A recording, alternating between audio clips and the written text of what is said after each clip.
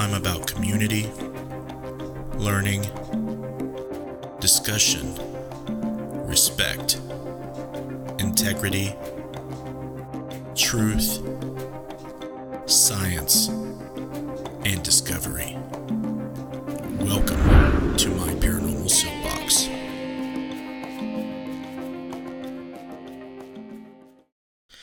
Hello, and welcome to my Paranormal Soapbox. I'm your friendly neighborhood ghost hunter, Justin Brown, and we are gathered here again today to present episode 46. And the topic we will be discussing tonight is history concerning the paranormal. Does past events create paranormal phenomena? Do the ghosts and apparitions and the things we experience that we classify as the paranormal deal with history?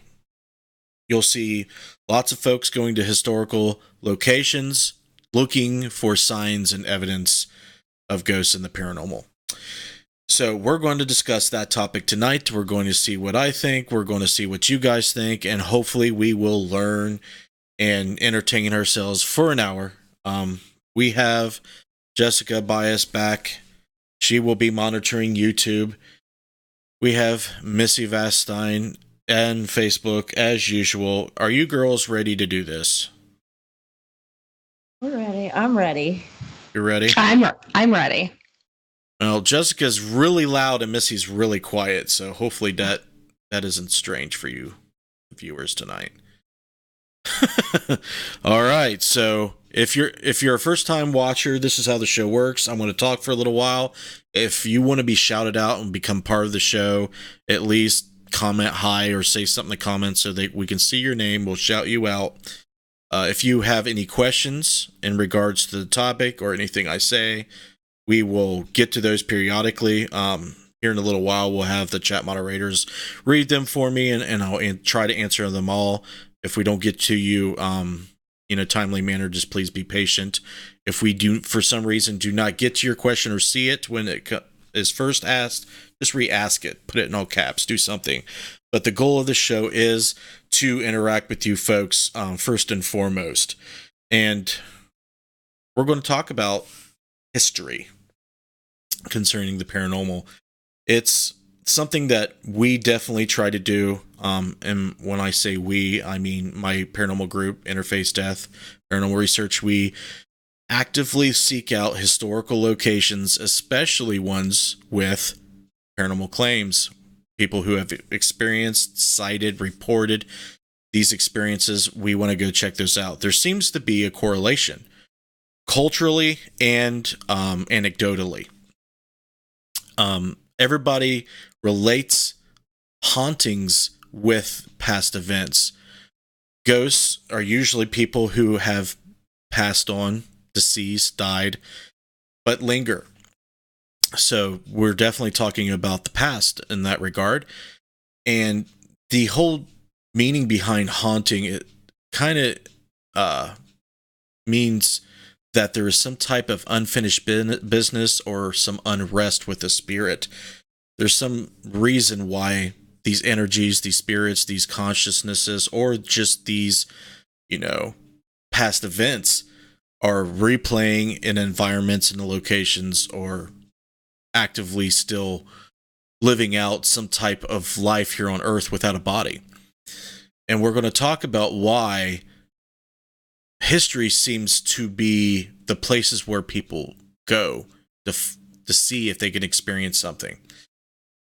So it seems to me that the older the place is, the better it seems likely that ghosts, paranormal phenomena will occur. Is that the case? Yes. In a lot of ways, I believe so. And the reason why is all theory, based on my opinion. The materials that historical buildings are made out of and historical places reside is a factor. Wood, stone, specifically limestone with crystal quartz in it, any type of stone, really authentic wood. Those type of materials seem to store what we would call paranormal phenomena, energy, whatever you want to say, the spiritual essence of what gives rise to hauntings. So if you go to a plastic house, it doesn't seem like it resonates. People who feel the presence of spirits, of paranormal energies, these types of locations that are made out of the newer materials does not seem like it holds the energies. Now, new buildings can be the site of such things that we call hauntings, because a lot of things are attached to the land. Maybe there was a building there prior to the building that is there currently, and that's the reason why. Maybe it's just the land itself. Maybe the land itself has limestone deposits, or there's a forest. There's many tales and stories of haunted trees and haunted forests, haunted mountains, haunted caves. There's a trend there. So you can't ignore that there is some trend forming when it comes with historical events, specifically ones that deal with either the locations or the structures where history has occurred. Now, you can go off into other subsets and talk about specific historical events like wars, battlefields, the site of a murder, something profound, something of historical note, that's noteworthy. Those places people go to, a Villisca Axe Murder House, huge tourist spot and ghost hunting spot. You got many other places. I think what's the other one I'm thinking of? The gal who hacked up her family. I don't know why I'm drawing a blank on that. I'm tired. I'll sip my coffee while I think about that. Did you girls say who it was? Yeah, Lizzie Borden. Thank you. I don't know why I forgot that. Brain's not firing. And all signals, but places where if you turn the pages in a history book, that's where people like to see if there's evidence of ghosts. And I've said this before. The main reason is paranormal phenomena is tied to the people who are experiencing it. Now, off on a side note, if you look at quantum physics, the things that we don't understand about it is the waveforms of the very matter that make up atoms, molecules, and essentially us collapse when we observe them. So instead of it, showing an interference pattern where there's a probability of something happening, when we observe it, it collapses down into a location, something observable. So when we go looking for ghosts, when we hang on to the past and we draw attention to it, it can manifest in similar ways, in my opinion. And I think that's something that we should all be testing, we should all be looking for. When we go to these historical locations, yes, of course, it's about preserving those locations, people who are deeply nostalgic, people who are interested in where we came from in relation to where we are now. They find those things interesting, educational, and useful, and they have value. But a lot of people feel that way because people have a hard time letting go. It's human nature, right? So, in my opinion, these cause most of the hauntings in these locations. People go to the tourist sites, people go to the historical locations, fueling these places with some type of psychic juice. Okay? Whether they believe in the ghost lore, whether they believe in the haunting, they're still fueling it with the conscious intent of reinvigorating and breathing life back into the past. These things can cause paranormal phenomena. And one day I would hope to see that some evidence can come out of that. Of course, it's going to take a whole bunch of brainiac scientists like people to prove such things with extraordinary, resources and money and equipment being developed to do that. But that's a dream. Will that happen? Maybe not, but hopefully it will.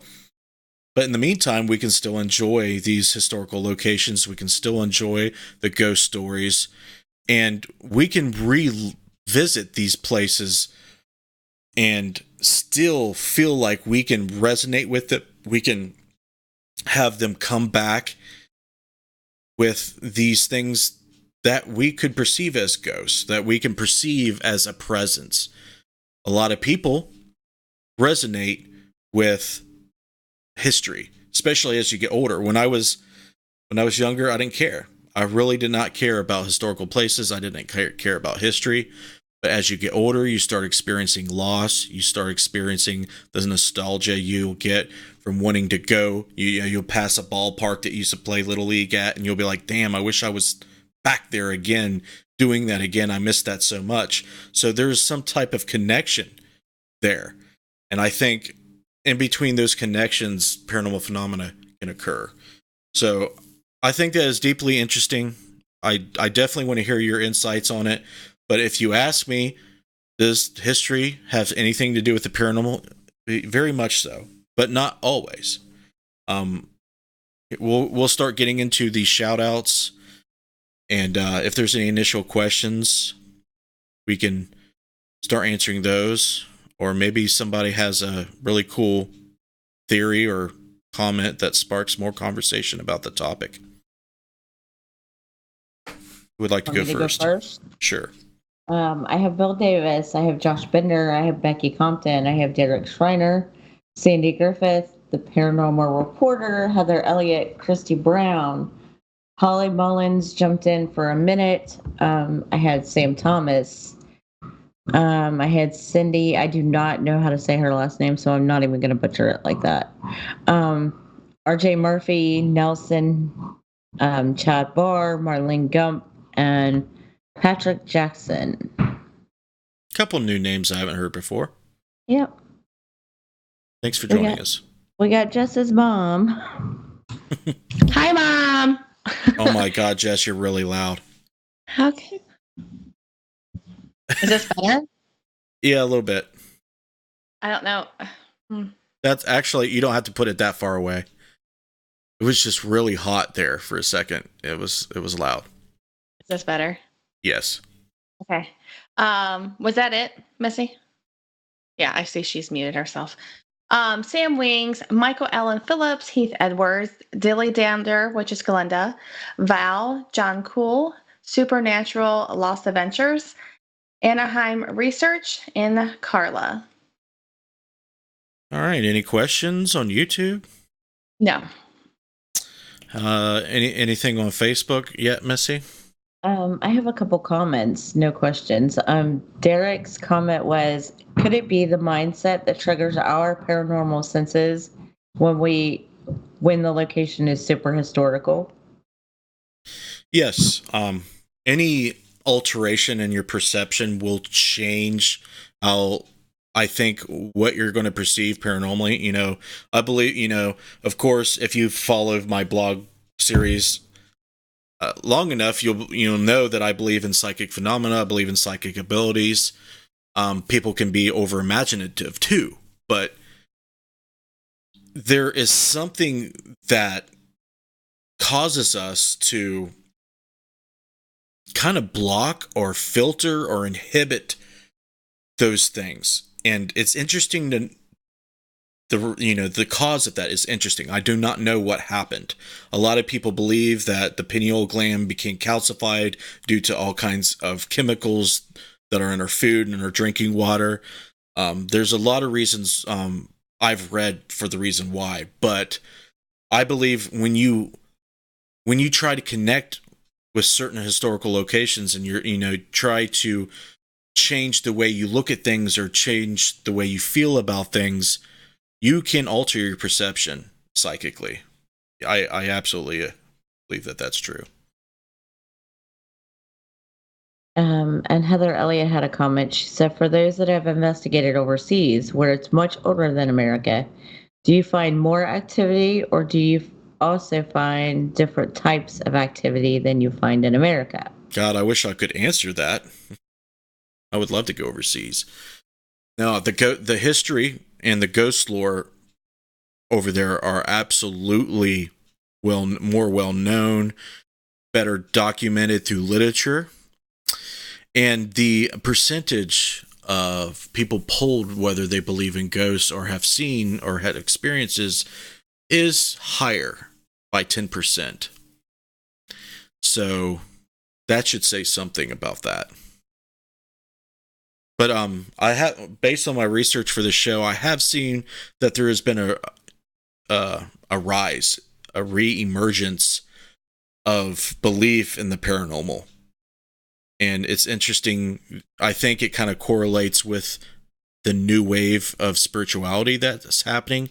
You'll see that there's a lot of people that are reverting back to paganism and spiritualism, but they're tying in Eastern, Western, and paganism all in the same thing. They're kind of tying it all together, which I like, because I believe that it all is essentially one thing, but they're not trying to divide. This belief is right, this belief's wrong. They want to draw from all the good stuff from all the dogmas and all the, spiritual teachings and stuff. And I think that if you would go to Egypt, or if you would go to the United Kingdom, and you would just stand in those places, you would have to feel something if you were sensitive to things like that. Now, I'll ask you a question, girls. Now, when you go to an old location, do you feel a certain signature, like a difference, vibrationally from those locations? It's more imprinted, I think. Do you know what I mean? Like, it's more encased in it. Like Waverly Hills Sanatorium, for example. It's like immediately in certain locations you feel the imprinted feeling of I'm going to die. Yeah. Like you can't escape it. Right. And if you go somewhere else like Gettysburg, it's the first thing I remember feeling is like someone told me that they wanted me to meet them behind the gas station after school to get into a fight. I just felt dread, like something dread. bad was going to happen. Butterflies, nervousness. Yeah. So, what about you, Jess? Do you feel the differences? Do you feel more like if you go into an older building, or? I do. I do feel different. I think Missy explained it very well, because I was searching for words. Just the imprint, it's different. Even though if you go to a store or a new house, or something like that, it does feel different. Not necessarily picking up on things right away, but you can just feel, a lot of history with that. Right. Yeah. I don't know what a better analogy would be to better answer Heather's question, but I just really can't answer it because I've never been overseas. Anything else that you girls see? There is one with a question mark, but I am not asking it because the paranormal reporter asked it, and that's Bill, and you know how he is, and I ain't asking it. He said he's got tendonitis. What about that? What that mean? Isn't that like hearing loss? No, it's tinnitus is like swelling of your tendons. Tinnitus. You mean tendonitis? It says tinnitus. I don't know what that is. But it's a swelling of something, and I don't know what. Yeah. I don't want to go there. It's the perception of noise or ringing in the ear is a common problem. Affects about 15 to 20% of people. It's a condition itself. It's due to hearing loss. So you have ringing in your ears. Too loud of music, bro. Turn it down. Wear earplugs. Yeah, John Cole says Waverly would be an infrasound smorgasbord. I don't know about that. It definitely could be. I know there's no running machines that would cause the infrasound, but I do know that there's a lot of contamination there. Supernatural Lost Adventure said, I feel the difference, but sometimes you already have the feelings because you know the history. It really gets interesting when you don't know any of the history. And that's kind of like, a couple of weekends ago, Miss and I walked in completely blind with where we were at in the history. Well, I mean, we knew where we were going, but neither one of us knew the history of the location. So elaborate on that a little bit more for them. Like, if you don't know what you're going into, how is it different than when if you're going on a field trip? Okay, repeat that one more time. Make sure I get it. Okay. She said there's a difference, like psychosomatically, if you go to somewhere like you're going on a tour, you know where you're going, you've heard about the stories, you've heard about the history. When you go there, you'll get a psychosomatic response. But if you don't know. Yeah, I think if you know the history of the location, you're starting to play things in your head as soon as you walk in. But if you're walking in and you don't know any of the history, what you are feeling is what is coming through. Like at Waverly Hills, thousands and thousands of people died there. And you walk in knowing that thousands of people died there. We walked in the roads like, okay, what the hell did we just walk into? Like, did someone die here? Did they die on the grounds, or what was this place? Because we didn't know. I also think, me personally, I pick up more from living people. It's stronger than the imprint of stuff that was there years or even longer. Right. When you go into the haunted locations, I pick up stuff easily and more strongly from the people that go there over and over and over, and they're still alive. And that actually, it's hard to sort through all that for me. So when for Rhodes Hotel, since we were just there last, it wasn't last weekend, the weekend before last. 2 weeks. Yeah. It definitely felt like there was a lot of lore and a lot of assumption and people going in there. And it kind of almost affected the way I investigated. Like, if you hear a story and you go in there, you kind of fill in or fall into this rut of doing the same thing those before you do. It's hard for me to think outside the box, because I'm really trying to feel out the location instead of kind of looking at it in a different way, which I'm trying to work on. But for me, it's hard, so I try, that's why I would really prefer to stay objective and not rely too much on that stuff. But that's an interesting question and comment. William also said, I hate going to well-known locations because I have to second guess what I am feeling because of unconscious bias. John Cool says, I prefer not knowing most of the history, less bias. And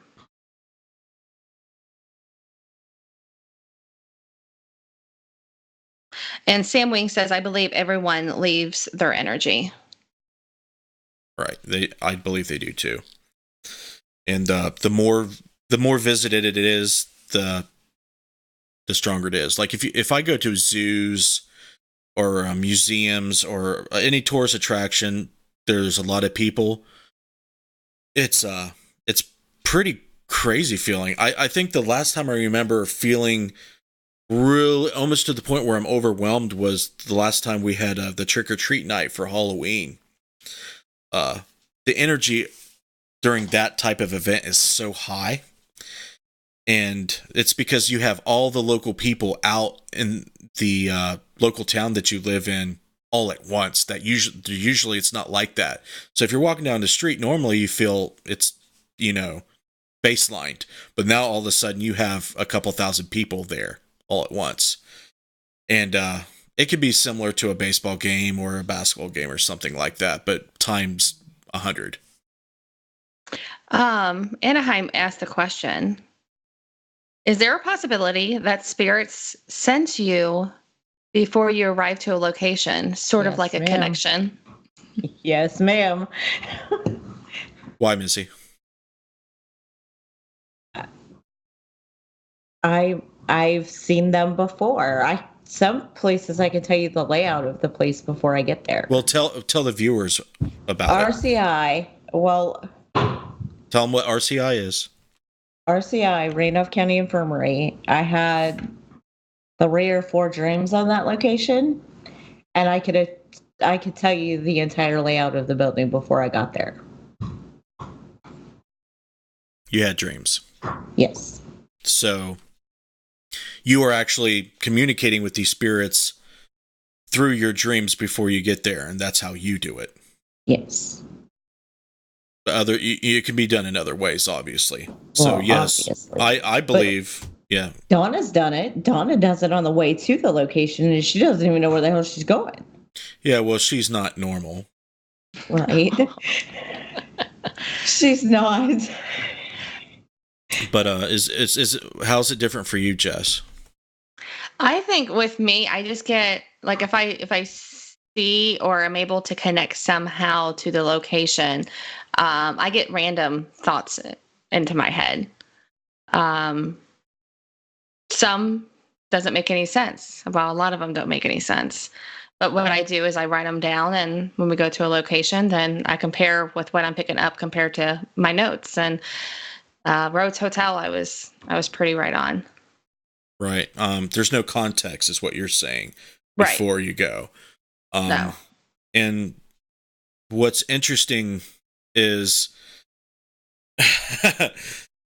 not everybody has those abilities, but when they go there, I wonder what number of people did have some type of prior experience with entities before they went there, but discovered it after the fact. Like maybe they had a dream, they didn't realize that it had anything to do with the location, and when they went there, they were like, "Oh, wait a minute, deja vu or something." So, yeah, I mean, I remember actually us driving. I mean, we're probably only 30 minutes in. I was trying to lay down, trying to recline the seat and take a nap, and I was even getting stuff sent to me it was more about the same things I already had written down, but it was more in depth. Like it was getting very strong. right. Carla had a comment. When she went on a high school field trip, they visited a historical building, and she was able to sense and verbalize its history. The experience began her paranormal journey.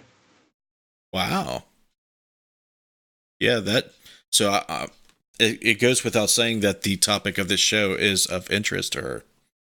Yes, John Cole visiting a place like a formal concentration camp will overload anyone with or without abilities.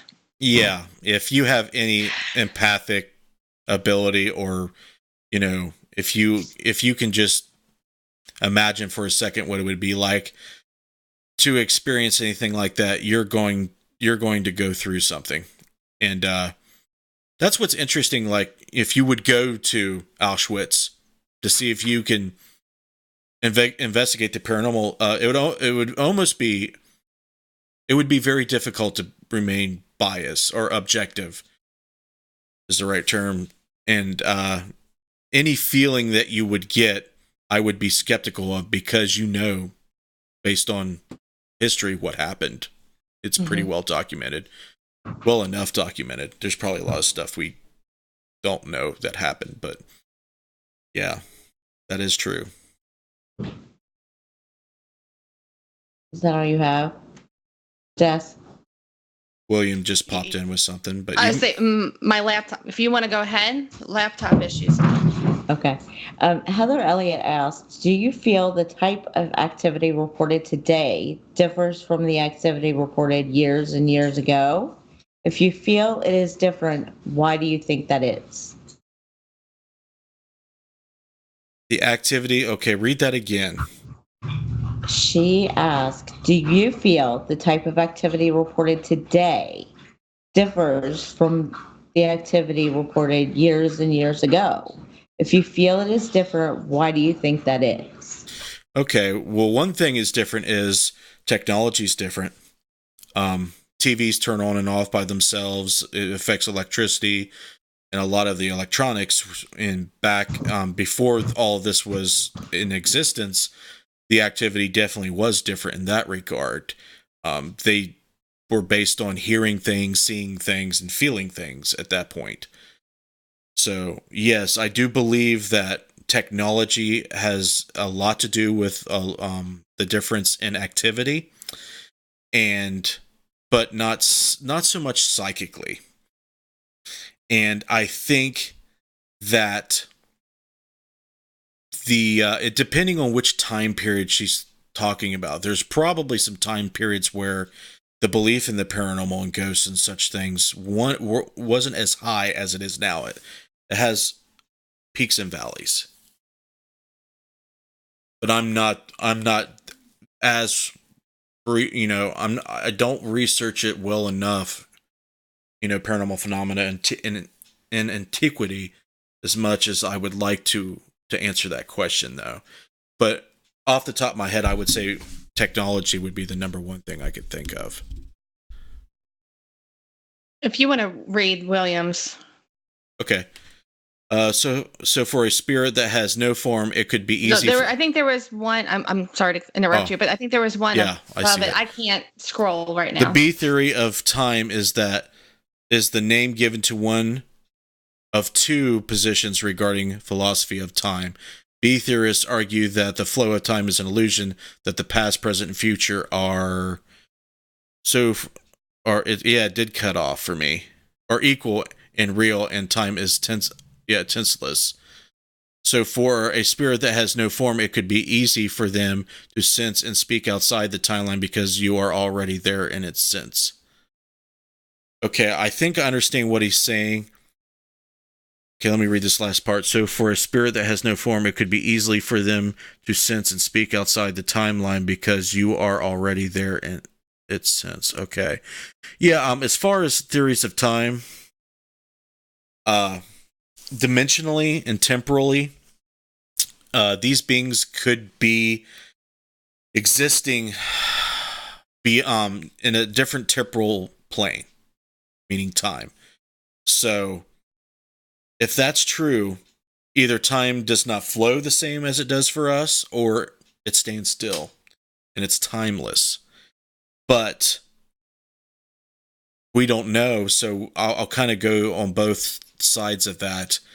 It would be easy for them to talk about what they remember if they retain memory, but they could also come back with visions and knowledge of the future and the present too.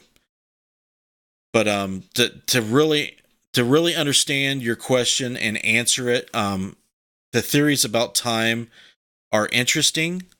You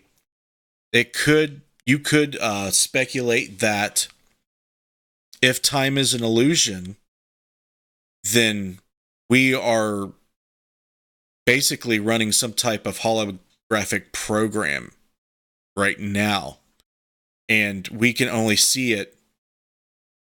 We can only experience time in a linear fashion, and when you get out of this flesh body existence, you see things and experience time and reality and the way it was naturally intended, or what it really is. And you get into a lot of complicated things like retrocausality, and where the future affects the present and the past affects the present, and all that happens all together, and it's all dimensionally observed outside to where it gets really complicated. So I hope I answered that question. If not, maybe reword it for me so I can understand it better. But I think what you're saying is spirits, ghosts, they may have a broader perception of time, or just a different, perception of time altogether, because they are not bound to this temporal dimension. Yeah. Need more coffee. Anything else? I know we're getting a lot of chatter here. Yeah. And I asked, I don't know if you answer this, and I apologize. I was trying to get my laptop up and going. Wonder if spirit is affected by time. Did you read that one? I just now seen it. Good question. I believe that if you look at ghosts, I think some of the perception and definitions of it would suggest that they have unfinished business, or they do not want to pass on and flow with the natural, workings of time. So they're stuck, essentially, or they refuse to go. So I believe if they are here and they can affect things and they can talk to us, they can move things, they have to abide by our time while that's happening. But once they're not here, they may go to another dimension or another place that doesn't abide by the same laws of physics that we experience. So I think it's impossible to know. It's really cool to talk about and think of, but I have no idea. I feel like there's a lot of things that I've experienced myself that would indicate that there are different types of intelligent entities, residual entities, things that can't get over certain events or can't get over and past certain things. And it's almost like they're stuck in this loop. They're stuck in this cycle. It's very rare that I run into any entity that knows or has any perception of time as we know it, because if they did, I don't see how their consciousness would stay intact like it does. They would all be insane, because if you think about it, if you're a ghost and you've been around for 1,000 years in this one building, in this one room, hanging out, you would be nuts. So that's something to consider. John Cole said he was in a cemetery using an ITC and was getting results about tigers and stuff. He didn't know a circus train wrecked about a half a mile away in 1893. Interesting. So there are a lot of places I've gone to that say that they're haunted because of accidents that's happened near them. Either they were used as triage locations, or just their proximity is why they get activity. Post Town Elementary School is one I could think of. There was a couple of train wrecks, both on July 4th in different years. So yeah, you could definitely get things from a different time period and have no prior knowledge of it until you look further into the history. So that would be another way history correlates with paranormal. What's up, Daniel? What's up, Zach? Zach with a K. He'll get it. Okay, Bill wants to know if we do any experiments, and what kind of experiments do we do? Like specific experiments? Yeah. Yes, we do. We tried to. Last time at Rhodes, we tried to do the SDs experiment, and it didn't go very well because Missy hates the ghost box. Right. You know this. You knew this going in, and you made me do it. Well, I actually forgot at that point in time. My bad. But yeah, we do experiments. We play around with white noise. We play around with, experimenting with the reasons why EVPs are generated. Is it EMF? Is it something else? That's why we use the RVPR setup. We try to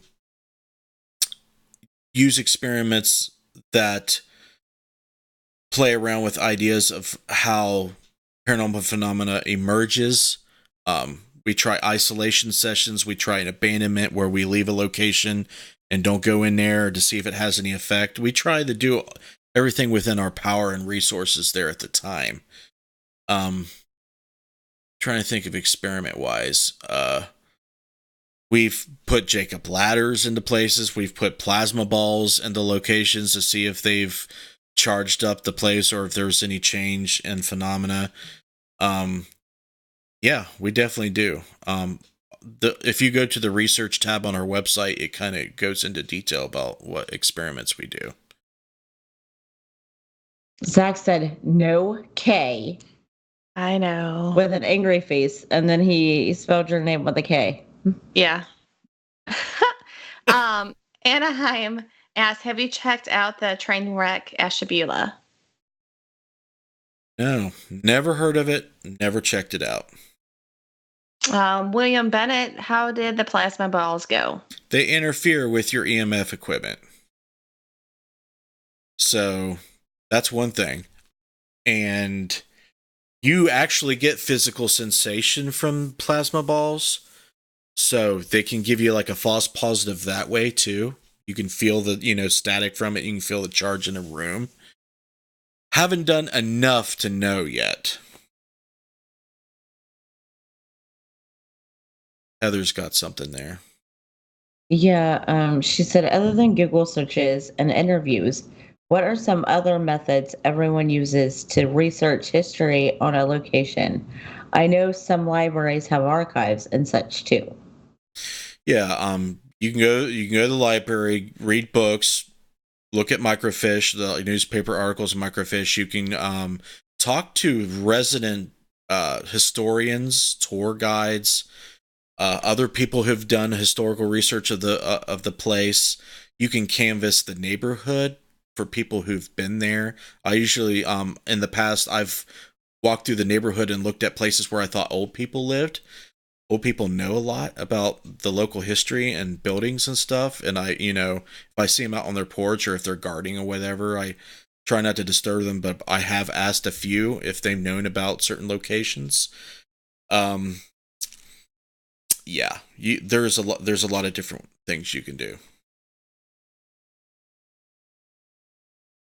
Paranormal reporter, your balls, all they do is sag, bro. You're old. I'm sorry. I had to give him a taste of his own medicine. Look at Jess's face. Oh, okay. What's Patrick have there to say? EMF is a byproduct, not a product of paranormal activity. That could be true. William Bennett, a group was thinking of using plasma balls to charge a room in order to basically feed a spirit and give them ability to muster the ability to do things. Try Jacob's ladder before you try plasma ball. Why is that, Missy? Because it'll charge everything. And then you want to punch Josh Bender in the face.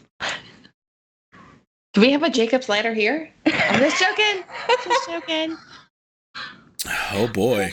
I will buy you one. I'm just joking. As long as you videotape it.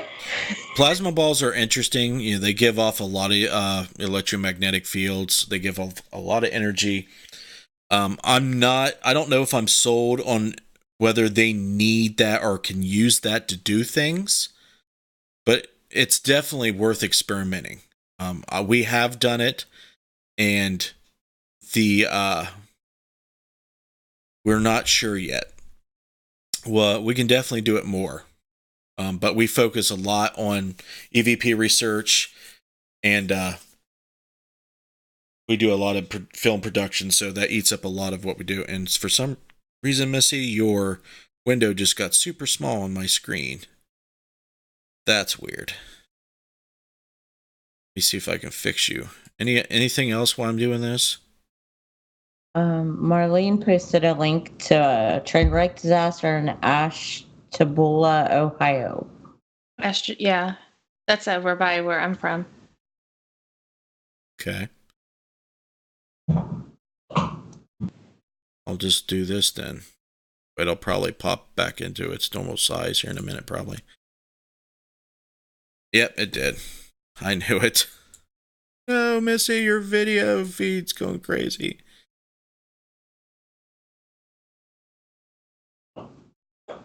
Missy's Skype is going making crazy. me look any better, so I don't see why.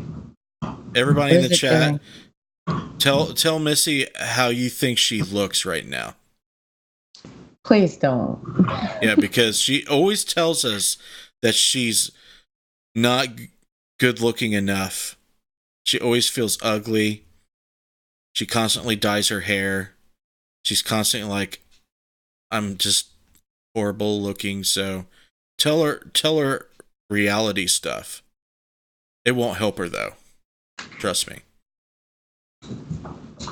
William Bennett is adorable. Do you feel adorable, Missy? No, Why not? I never have. But why? I don't know. Yeah, you do. Bill Tell us- Davis said Attack of the 50-Foot Missy. Tell us why you cry yourself to sleep, Missy. Justin I do Brown. not cry myself to sleep. I want to punch you in your face. Oh, you can do that in a few days. She is absolutely adorable, and I spit on anyone's shoes that says differently. So, according to William Bennett, you are adorable. So, you will offend William and dishonor William if you say otherwise. Supernatural Lost Adventure says tired. Marlene said, Missy, you are very pretty. Oh, and I like your hair darker. Actually, my mom and I was just talking about that the other day. We did. We both like your hair darker. And Jamie Hunt said, every woman is beautiful in their own way. Yeah, the Ashtabula train wreck is actually not far from Madison. My mom reminded me when we go to Madison. Yeah, it would be. It's interesting. You know, a lot of people, when they do the ITC and they go investigate, and they'll get like an EVP or something that doesn't sound like it pertains to what you're trying to get. It could be some of the stuff. So when you're researching history, try not to focus on just the history of the location. Try to expand the field in which you research, like the surrounding areas. Instead of just doing on the property, because you could be getting stuff from natural disasters, wrecks. It could be a range of things in the area. There's a certain amount of transience to the phenomena that occurs in a lot of locations. So if you're into that, I would suggest doing that, because you could probably correlate a lot of different things by doing that. Sadly, no, I live in California. Okay. They're talking amongst themselves. Stay out of our conversation, Justin Brown. My bad. I will not do it again. Bill said you made my picture huge. Yeah, I did. Now I got you on full screen. Now, we lost her. Are you still there with us, Missy? Oh, I'm still here. We lost your video for a second. I know, right? Did you shut it off? Yes. Oh my God. You're fired. You're fired. The reason I said that is I saw an episode on Haunted Highway that they did an episode in Ohio on Ashtabula. It's my mom posted up that link. Okay, I haven't even heard of that, so I'm going to Google it real quick. I haven't either. Click on the Ashtabula link and put in the comments. is a city in Ashtabula County, Ohio, United States, and the center of the Ashtabula Micropolitan Statistical Area. It is located in the mouth of the Ashtabula River on Lake Erie on the Great Lakes across the province of Ontario, Canada, and 53 miles northeast of Cleveland. I hate how that article made me say Ashtabula so many times. I don't like saying that. Ashtabula? Yeah, I like saying Ashtabula. Did you say it's not my fault?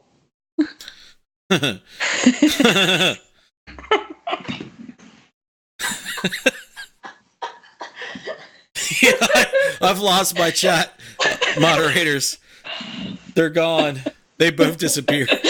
Oh, fuck. You guys, I'm telling you what. I'm getting messages. They're distracting me. So yeah, great job, Justin. What did I do? I made them disappear. Is that what they're replying to? Yeah, I'm gonna have to go back and watch the Haunted Highway episode. of that. I used to like that show. I'm kind of excited to see Katrina Weidman team up with him. He produced the Osborne guy. He produced Haunted Highway. William Bennett says, and after tonight, I will never hear that word again. Yeah, probably not. Yeah. Yeah, but Supernatural Lost Adventure said, when you investigate, do you investigate individually or in teams? I'm wondering if that affects the evidence or spirits wanting to communicate. Yeah, we do both. We do as a team. We try to do it individually, and then we try to leave cameras and go away and monitor it remotely just to see if there's any difference. And typically, I think different people connect differently with different entities. And it's rare that whatever's there will connect with the whole group as a whole in the same way. Never have I ever experienced everybody being touched or having some type of physical manifestation. It's only certain people or a couple people. Certain people usually get targeted over others. What do you girls think about that? Well, yeah, because me and Justin get touched all night at Rhodes, and Josh Derek, and well, did you? No. I didn't. I don't think he did. No, it was just Josh and Derek. So, did you have any thoughts about that? Of why that would happen? It seemed like Derek and Josh has been touched a lot more than normal. Right. Well, in that location, we were walking by rooms that used to be like brothel rooms. And I just thought, they're the only two that aren't married, technically married.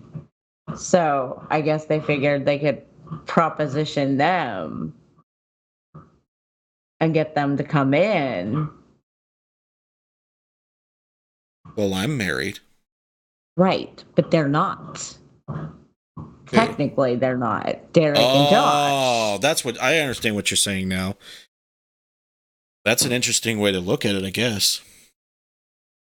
They're looking at the ring fingers on their left hands. They're like, look, no fucking ring. Let's go for them. And it also could be like where they're standing at the time. Right. Like Josh is usually kind of. He's trying to get a wide shot. Yeah. Yeah, and so his back's towards a opening of a door or something like that. I mean, that's just from what I was what I seen 2 weeks ago. But yeah, something with Derek when he was walking, and Josh and I was both right behind him. Derek said it's because I'm a sexy mofo and spirits can't keep their hands off me.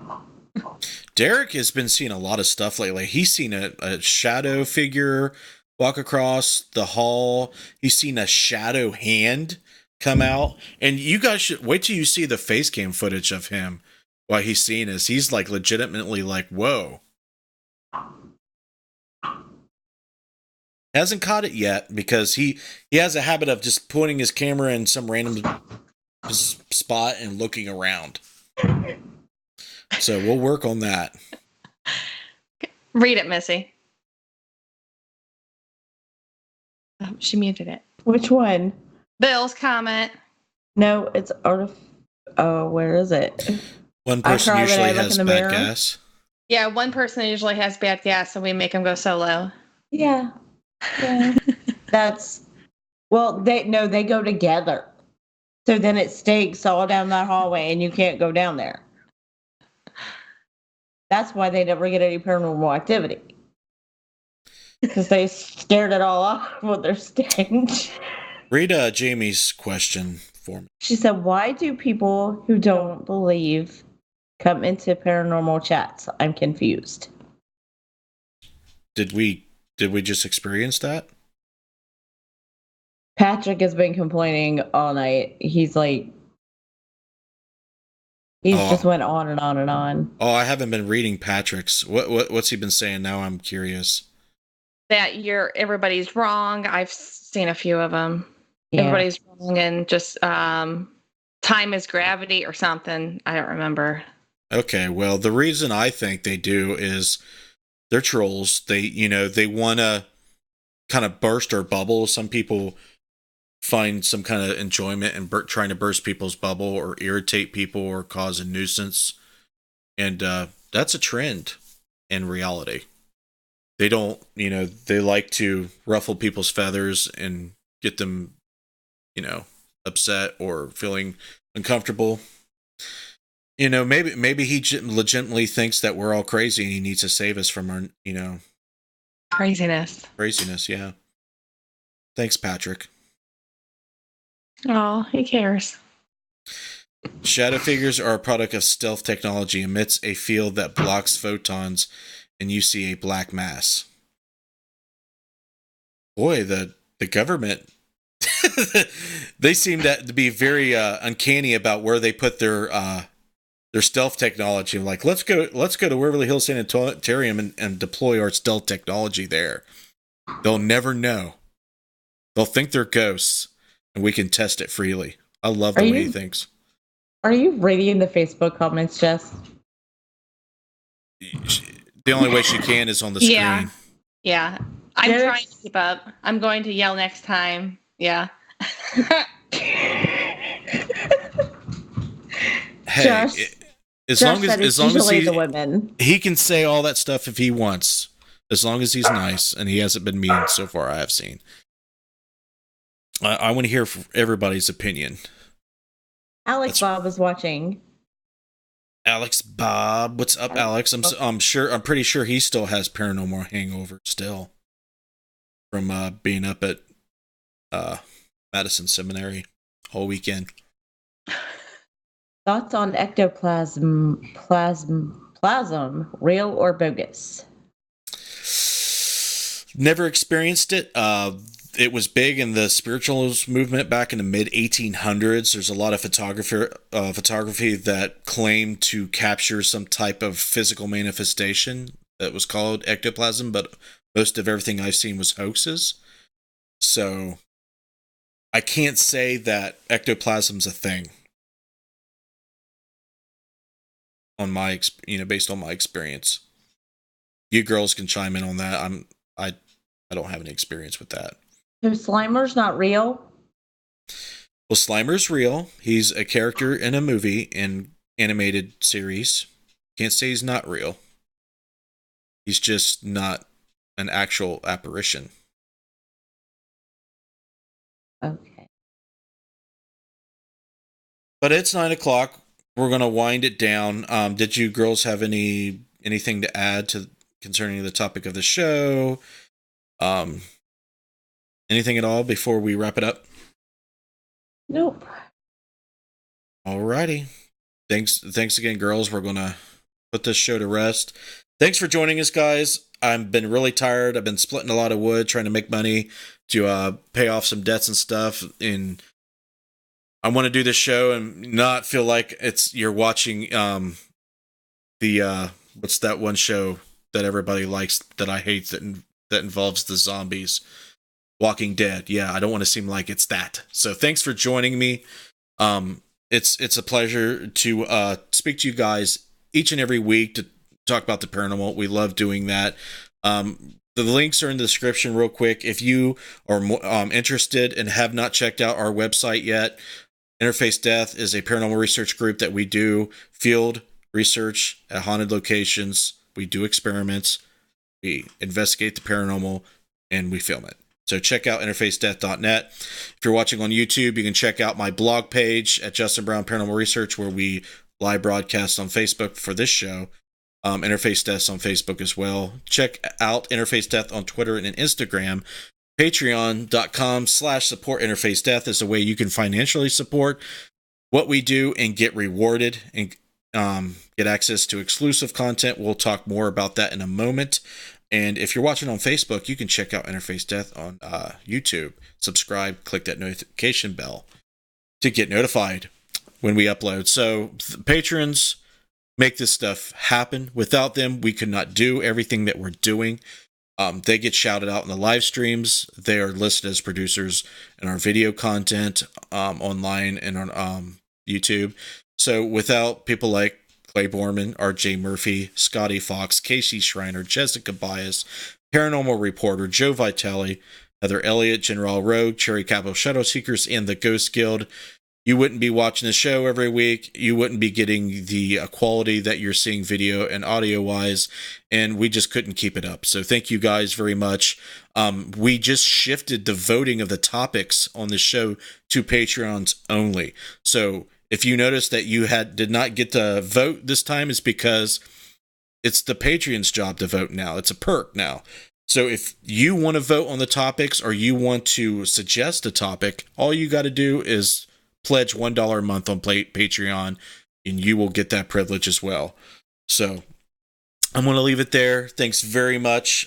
We have another investigation this weekend at the Anchorage. I'm going to throw up the event on YouTube for the live stream. We're going to do a POV live stream this time. Thanks, Cassie, for subscribing. And I'll throw up a monthly newsletter for April this week, too. I'm just a little behind on that. But still no Necromancer yet. I'm still figuring out what I'm going to do with that. I want to focus on filming and producing some other content. But next week, if you want to vote, make sure you pledge at least $1 on Patreon, or you'll have to see what they come up with. Thanks, guys. You've been great. If you're new to the show and you want to stick around and see some of the video promotions that we do at the end of the show, I would appreciate it. But you guys have a good night, and see you next time.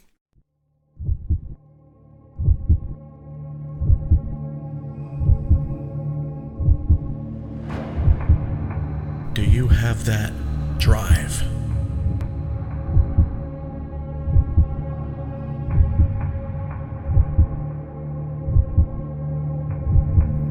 That morbid curiosity to explore the darkness?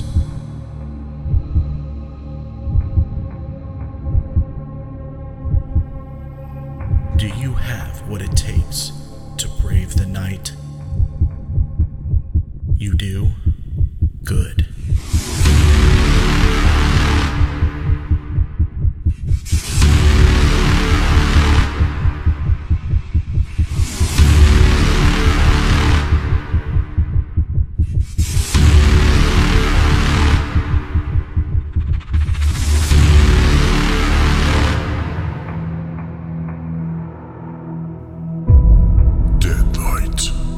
For those who aren't afraid to see what lurks in the night.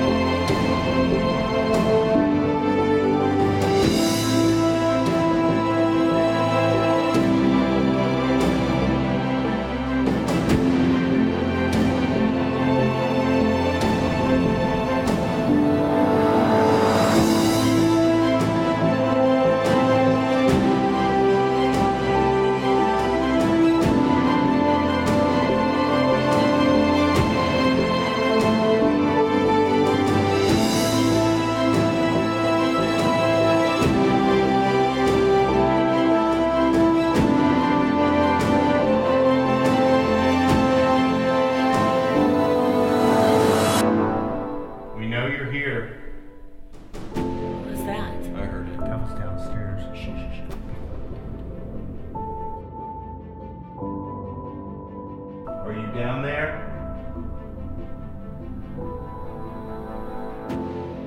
Not afraid. We know what it feels like to walk in the darkness.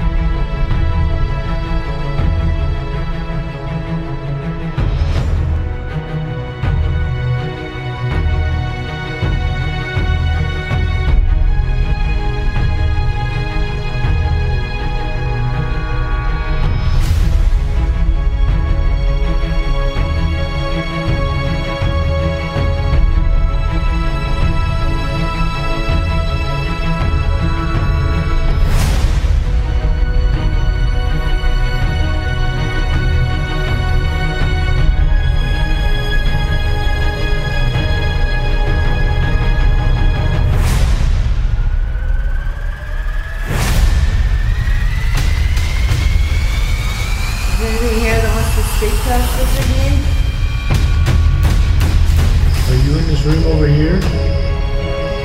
What the fuck, dude?